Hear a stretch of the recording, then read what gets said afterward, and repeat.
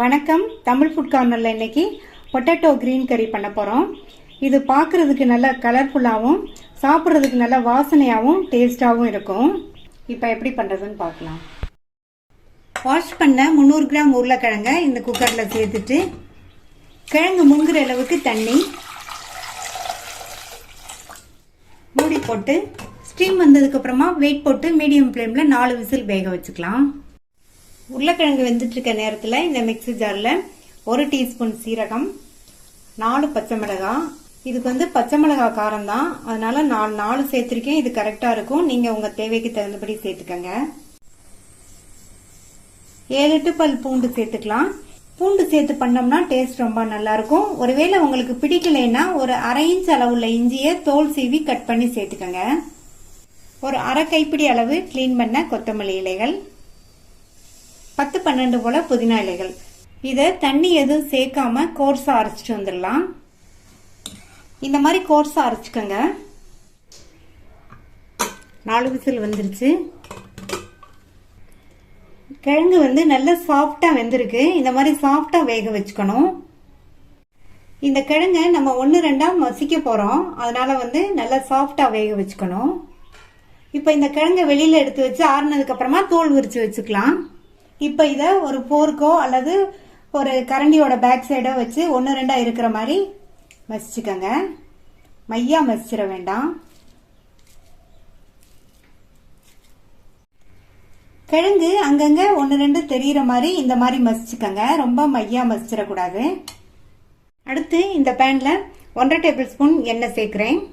எண்ணெய் சூடானதும் அதுல 1/2 டீஸ்பூன் கடுகும் 1 டீஸ்பூன் உளுந்தும் சேர்த்துட்டு இந்த உளுந்தெல்லாம் நல்லா செவந்ததுக்கு அப்புறமா இது கூட 1/4 டீஸ்பூன் போல சோம்பு சேர்த்துக்கங்க. அடுத்து ஒரு மீடியம் சைஸ் பெரிய வெங்காயத்தை கட் பண்ணி சேர்த்துக்கலாம். கூடவே கருவேப்பிலை. இந்த வெங்காயம் லைட்டா அதனுடைய கலர் மாறி வரட்டும். இந்த மாதிரி லைட்டா அதனுடைய கலர் மாறினதுக்கு அப்புறமா நம்ம அரைச்ச அந்த கொத்தமல்லி, புதினா, பச்சை மிளகாய் விழுத சேர்த்துடலாம். இதை எண்ணெயிலேயே பச்சை வாசனை போக ஒரு 2 நிமிஷத்துக்கு வதக்கி விட்டுக்கணும். அடுத்து இது கூட 1/4 டீஸ்பூன் மஞ்சள் தூளும் இந்த டிஷ்ஷுக்கு தேவையான அளவு உப்பும் சேர்த்துட்டு நல்லா ஒரு தடவை இந்த மாதிரி கலந்து கொடுத்துடலாம்.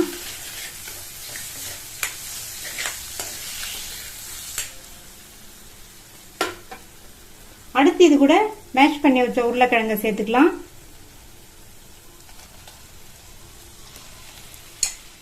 உருளைக்கிழங்க சேர்த்துட்டு இந்த மசாலாவோட நல்லா இந்த மாதிரி பரட்டி விட்டுக்கணும்.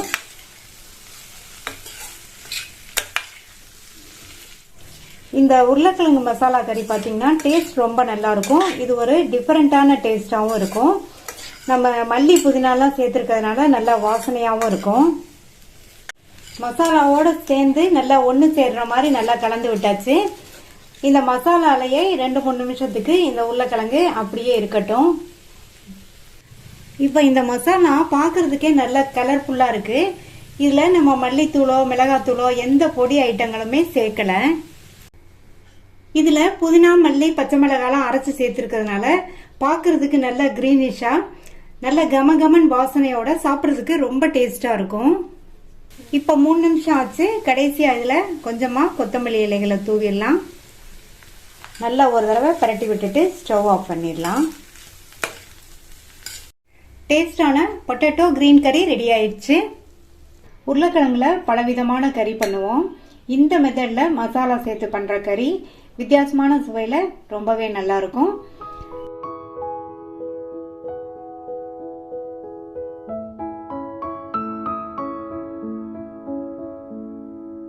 சுவையான சப்ஜி பண்ண போறோம். எல்லா வகை சாதத்துக்கும் சைட் டிஷ்ஷா வச்சு சாப்பிட்றதுக்கு நல்லா இருக்கும். இந்த பேன்ல 3 டேபிள் ஸ்பூன் எண்ணெய் சேர்த்திருக்கேன். எண்ணெய் சூடாயிடுச்சு. இதுல 100 கிராம் உருளைக்கிழங்க மேல் தோலை சீவிட்டு கொஞ்சம் நீள துண்டுகளாக கட் பண்ணி வச்சிருக்கேன். அதை இந்த எண்ணெயில சேர்த்துட்டு ஹை ஃப்ளேம்லேயே வச்சு 2-3 நிமிஷம் வதக்கினோம்னா கிழங்கோட கலர் மாதிரி லைட்டா ப்ரௌன் கோட்டிங் வரும். அது வரைக்கும் வதக்கிக்கலாம். இந்த ஸ்டேஜில் இந்த உருளைக்கிழங்க தனியாக எடுத்து வச்சிடலாம். அதே எண்ணெயிலேயே 200 கிராம் கத்திரிக்காயை கழுவி நல்லா ஈரம் போக தொடச்சிட்டு காம்பை கட் பண்ணி இந்த சைஸ் துண்டுகளாக கட் பண்ணியிருக்கேன். அதை இந்த எண்ணெயில் சேர்த்துடலாம். இப்போ இந்த கத்திரிக்காயை நம்ம எண்ணெயிலேயே வதக்க போகிறோம். இதை 1 நிமிஷத்துக்கு நல்லா வதக்கி விட்டுட்டு இது கூட 1/4 டீஸ்பூனில் பாதி மஞ்சள் தூளும் இதில் கொஞ்சமாக உப்பு சேர்த்துக்கலாம். நான் வந்து ஒரு 1/4 டீஸ்பூன் உப்பு சேர்க்குறேன். எண்ணெயிலேயே நல்லா ஒரு 4-5 நிமிஷத்துக்கு மீடியம் ஃப்ளேமில் வச்சு வதக்கிக்கோங்க. கத்திரிக்காய் வதங்கிட்டு இருக்கட்டும். இந்த சின்ன உரலில் 1 இன்ச் அளவுள்ள இஞ்சி, 3 பூண்டு, 2 பச்சை மிளகாய் இதை வந்து நல்லா இடிச்சுக்கலாம். இந்த மாதிரி உரலில் சேர்த்து இடிச்சுக்கலாம் அல்லது மிக்ஸி ஜாரில் சேர்த்து நைஸாக அரைச்சிடாமல் 1-2 அரைச்சிக்கலாம். இப்போ 1-2 இடிச்சாச்சு. கத்திரிக்காய் 4-5 நிமிஷமாக நல்லா எண்ணெயிலேயே வதங்கிடுச்சு. இதையும் தனியாக எடுத்து வச்சிடலாம். மீதி இருக்கிற எண்ணெயில் இன்னொரு டேபிள் ஸ்பூன் எண்ணெய் சேர்த்துக்கிறேன். எண்ணெய் சூடாயிடுச்சு. அதில் 1 டீஸ்பூன் சீரகம் நல்லா பொரிஞ்சிருச்சு. நம்ம உரலில் இடித்த இஞ்சி, பூண்டு, பச்சை மிளகாய் கலவையை இதில் சேர்த்துடலாம். இந்த கலவை தான் இந்த சப்ஜிக்கு வந்து நல்ல டேஸ்ட்டும் வாசனையும் கொடுக்கும். மிதமான தீயில வச்சு இதை 2 நிமிஷம் வதக்கிக்கலாம். அடுத்து ஒரு பெரிய சைஸ் பெரிய வெங்காயத்தை நல்லா பொடியாக சாப் பண்ணி வச்சுருக்கேன். அதை சேர்த்துக்கலாம். இந்த வெங்காயத்தோட கலர் லைட்டாக மாறுற வரைக்கும் வதக்கிக்கங்க. இந்த மாதிரி வதக்கிட்டு இது கூட 1/4 டீஸ்பூன் மஞ்சள் தூள், 1 டீஸ்பூன் தனி மிளகாத்தூள், 1 டீஸ்பூன் கொத்தமல்லி தூள், 1/2 டீஸ்பூன் கரம் மசாலா தூள். இந்த டிஷ்ஷுக்கு தேவையான அளவு உப்பு சேர்த்துக்கலாம். கத்திரிக்காய் வதங்கும் போது 1/4 டீஸ்பூன் உப்பு சேர்த்துருக்கேன். இப்போ 3/4 டீஸ்பூன் உப்பு சேர்த்துருக்கேன். இந்த மிளகாத்தூள்லாம் சேர்த்ததுக்கப்புறமா லைட்டாக வதக்கி விட்டுட்டு இது கூட 1/4 கப் போல் தண்ணி சேர்த்துக்கலாம். தண்ணி சேர்த்து நல்லா ஒரு தடவை கலந்து விட்டாச்சு. மூடி போட்டுடலாம். ஸ்டவ் வந்து மீடியம் ஃப்ளேமில் இருக்கட்டும். ஒரு 2 நிமிஷம் இருக்கட்டும். மசாலா தூளோட பச்சை வாசனையெல்லாம் போனதுக்கப்புறமா ஒரு மீடியம் சைஸ் தக்காளியை குட்டி குட்டியாக கட் பண்ணி வச்சுருக்கேன். அதையும் சேர்த்துட்டு நல்லா ஒரு பெரட்டி விட்டுட்டு மூடி வச்சிடலாம். இந்த தக்காளி நல்லா வதங்கி மசிஞ்சு வரணும். அது வரையும் இருக்கட்டும். இப்போ சேர்த்த தக்காளி எல்லாம் நல்லா மசிஞ்சிருச்சு. இந்த அளவுக்கு மசிய விட்டுருங்க. அடுத்து இது கூட நம்ம எண்ணெயில் ஃப்ரை பண்ண உருளைக்கிழங்கு, கத்திரிக்காய் 2ஐயும் சேர்த்துக்கலாம். இது கூட ஒரு 7-8 பீஸ் தக்காளியை இந்த மாதிரி கட் பண்ணி சேர்த்துக்கங்க. கூடவே கொத்தமல்லி இலைகள்.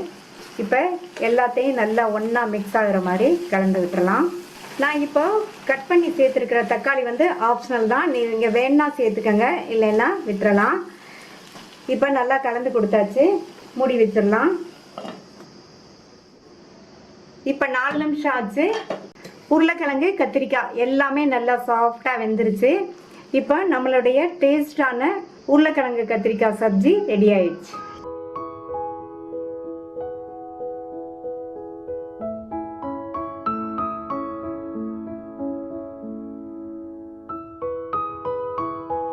உருளைக்கிழங்கு கேரட் மசாலா பண்ண போகிறோம். ஸ்டவ்வில் ஒரு பேன் போட்டிருக்கேன். அதில் 2 டேபிள் ஸ்பூன் எண்ணெய் சேர்க்குறேன். எண்ணெய் சூடாயிடுச்சு. அதில் 1 டீஸ்பூன் சீரகத்தை சேர்த்து நல்லா பொரிய விட்டுருங்க. சீரகம் பொரிஞ்சதுக்கு அப்புறமா கறிவேப்பிலை சேர்த்துக்கலாம். இது கூட 1/2 கப் அளவுக்கு பொடியாக கட் பண்ண பெரிய வெங்காயம் சேர்த்துட்டு 2 பச்சை மிளகாவை கீறி சேர்த்துக்கங்க. நான் வந்து மிளகாயில் உள்ள விதைகளை நீக்கிட்டு சேர்த்துருக்கேன். நீங்கள் விதைகளோடு சேர்க்கறதுனாலும் சேர்த்துக்கங்க. இந்த வெங்காயம் வதங்கி கண்ணாடி பதம் வரட்டும். இந்த அளவுக்கு வெங்காயத்தை வதக்கிட்டு இதில் 1/2 இன்ச் அளவுள்ள இஞ்சியையும் ஒரு 5-6 பூண்டையும் 1-2 இடித்து சேர்க்குறேன். இதுக்கு பதில் நீங்கள் இஞ்சி பூண்டு பேஸ்ட் இருந்தாலும் சேர்த்துக்கங்க. இதனுடைய பச்சை வாசனை போக வதக்கி விட்டுக்கலாம்.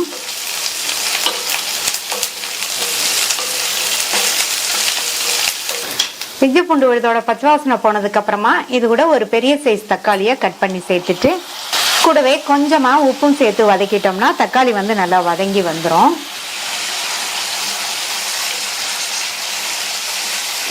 தக்காளியை லைட்டாக வதக்கிட்டு மூடி வச்சிருங்க. ஒரு 2 நிமிஷம் வதங்கிட்டு இருக்கட்டும்.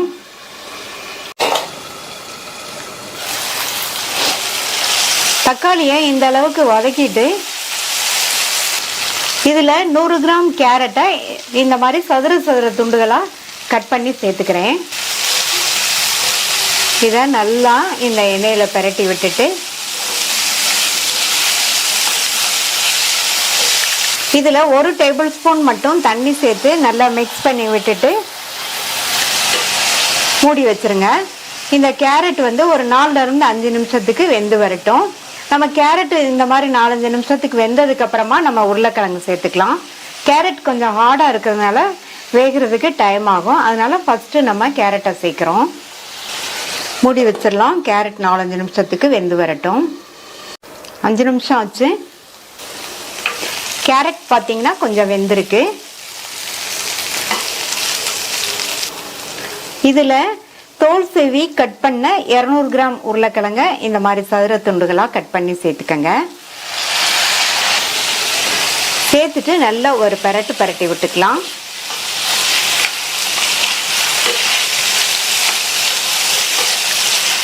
அடுத்து இதில் 1/4 டீஸ்பூன் மஞ்சள் தூள், 1/2 டீஸ்பூன் தனி மிளகாத்தூள் சேர்க்குறேன். மிளகாத்தூள் உங்களுடைய காரத்துக்கு தகுந்தபடி சேர்த்துக்கங்க. இதில் 1/2 டீஸ்பூன் மல்லித்தூள் சேர்த்துட்டு 1/4 டீஸ்பூன் கரம் மசாலா தூளும் சேர்க்குறேன். இந்த டிஷ்ஷுக்கு தேவையான அளவு உப்பு சேர்த்துக்கலாம். எல்லாத்தையும் நல்லா மிக்ஸ் பண்ணி விட்டுட்டு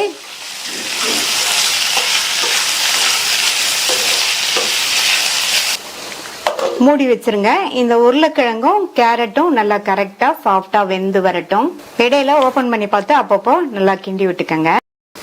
இப்போ 10 நிமிஷம் ஆச்சு. திறந்து பார்க்கலாம்.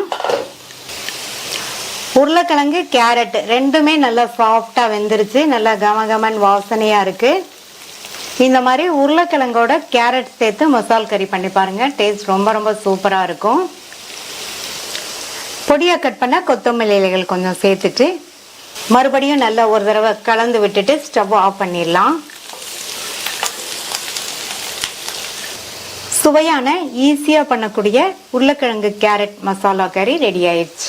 இது சாம்பார், ரசம், தயிர் சாதம், வெரைட்டி ரைஸ் எல்லாத்துக்குமே ஒரு சூப்பரான காம்பினேஷனா இருக்கும்.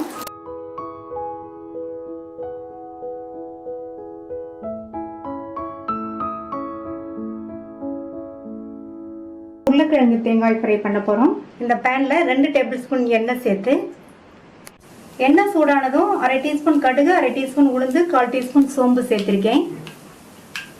இதை நல்லா பொரிய விட்டுறணும்.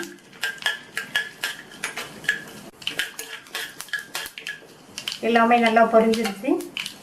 அது கூட கருவேப்பிலை, ஒரு கட் பண்ண காஞ்ச மிளகாய், 300 கிராம் உருளைக்கிழங்க தோல் சீவிட்டு இந்த மாதிரி சைஸ் துண்டுகளாக கட் பண்ணியிருக்கேன். அதை சேர்த்துடலாம். இந்த உருளைக்கிழங்க எண்ணெயிலேயே நல்லா வதக்கி வச்சுக்கணும். இந்த மாதிரி எண்ணெயிலேயே நம்ம வதக்கி வேக வச்சதுனால எண்ணெய் கொஞ்சம் கூட சேர்த்தா தான் நல்லாயிருக்கும்.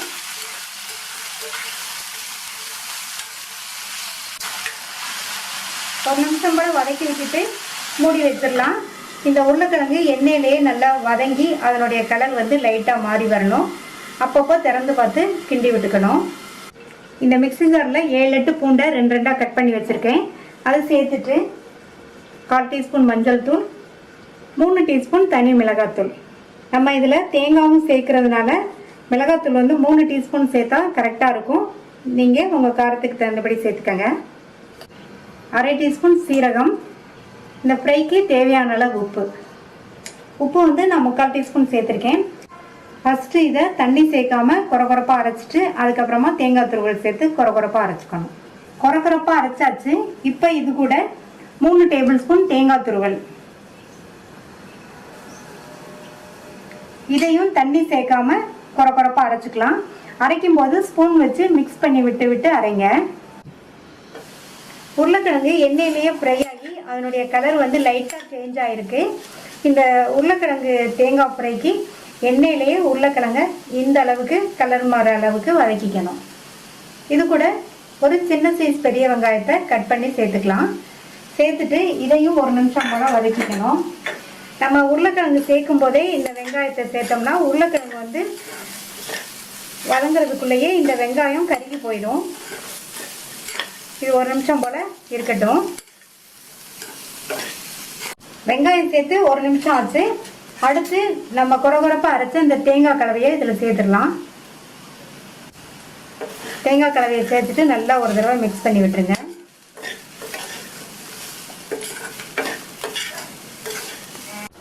தேங்காய் கலவை சேர்த்து நல்லா ஒன்றா கலந்து விட்டாச்சு. இப்போ ஸ்டவ் சிம்மில் வச்சுருங்க. அப்படியே 2 நிமிஷம் இருக்கட்டும். தேங்காய் கலவையோட பச்சை வாசனை போய் அந்த மசாலாவும் நல்ல உருளைக்கிழங்கோட மிக்ஸ் ஆகி வரட்டும். 2 நிமிஷம் ஆச்சு. ஸ்டவ் ஆஃப் பண்ணிடலாம். வித்தியாசமான சுவையில் உருளைக்கிழங்கு தேங்காய் ஃப்ரை ரெடி ஆயிடுச்சு.